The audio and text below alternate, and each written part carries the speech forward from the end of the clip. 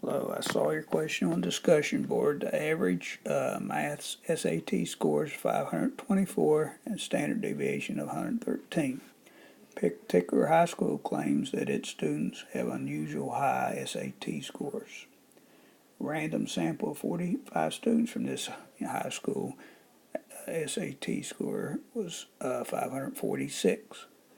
Is this high score justified in its claim, and explain? Well, you need to find a standard deviation for the sample, and so it equals the standard deviation for population divided by the square root of the number in the sample, which is 45. Here it says 45 students. There it is. So 113 over square root of 45, 16.845.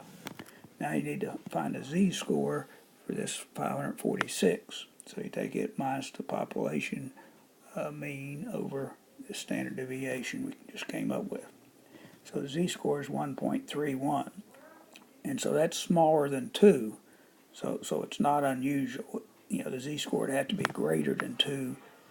2 or greater to be considered unusual. So no, because the z-score is 1.31 is not unusual since it lies within the usual event.